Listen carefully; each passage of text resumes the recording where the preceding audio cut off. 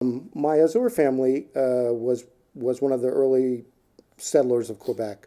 They were there in Quebec in 1660. Um, they had various, and this is talked about in the article. They had various um, um, economic uh, endeavors that they were into. Sometimes it was subsidized by the French crown. So, for example, they had a monopoly on the fishing rights in the St. Lawrence River for a couple of years. So they were very prosperous individuals. There's a Azur house that's still there in Quebec in Place Royale, which was their original house. It's been rebuilt, but it burned down sometime in the 1990s. But very stately house, obviously a statement about their wealth and prosperity. Um, their grandson came to Mobile, Alabama, and Mobile, Alabama was in the early 1700s was really the capital of French Louisiana in the Americas. And he married, and then his children were soldiers in the Caribbean in the French Army. And two of his sons, Antoine and Hyacinth, married free women of color, and that's where my story begins. They settled in New Orleans, had large families.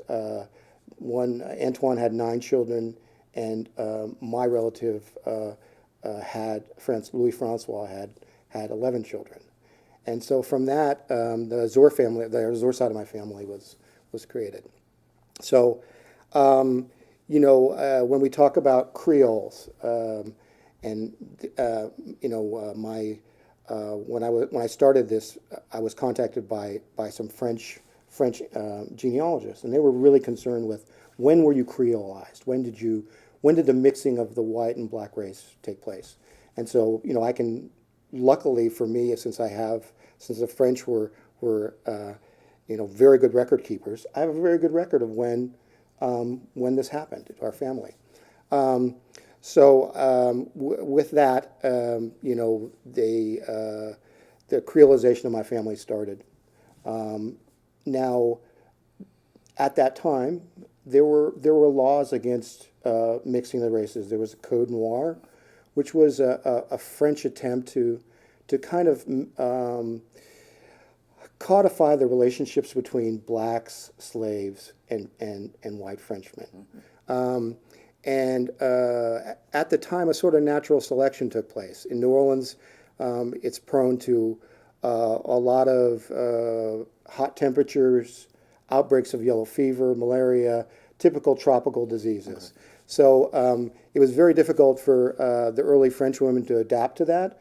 And so the Native Americans and African slaves were much more resistant to those kind of problems that they had there.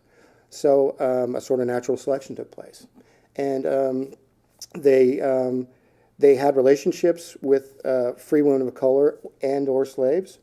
And even though it was prohibited, they lived openly with free women of color and slaves. And the society that was created out of that, we're talking first, the Spanish came as early settlers, and then the French took over, and it went back and forth. 1763 to 1803 really was Spanish rule of Louisiana. They controlled all the Louisiana territory. In 1802, there was a Treaty of Ildefonso, and Napoleon took over, and within probably 2 months of Spain turning Louisiana territory over to France, France sold it to the United States, Right. which is Louisiana Purchase, Right. right? And so that Louisiana Purchase, a lot of people don't know, the details behind that, but really for my two families who are now really settled in Louisiana in 1803, that's when things started to change. Before, in Louisiana, it was a much more accepted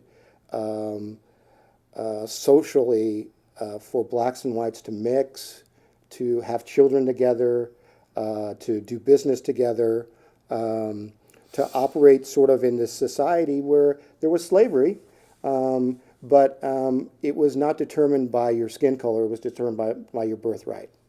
So if you were born to a free person, you were free, and basically you had nearly all the rights, like a black person that was born as free had nearly all the rights as a white person in Louisiana.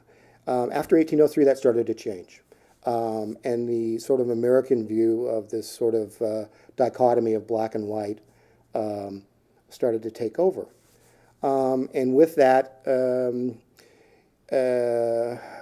Legislation got ratcheted up, and we got to the situation, for example, where previously in Louisiana, and this is a fact that I think a lot of people don't realize, is that slaves under Code Noir could negotiate with their master for the price of their freedom, and it was a binding contract. That is, the master couldn't say, "Okay, I'm not going to allow you to be free." If you could meet the arbiter's price, and it was all done in a court, and the slave could come up with the money, or somebody could sponsor them for the money, they were allowed to be free.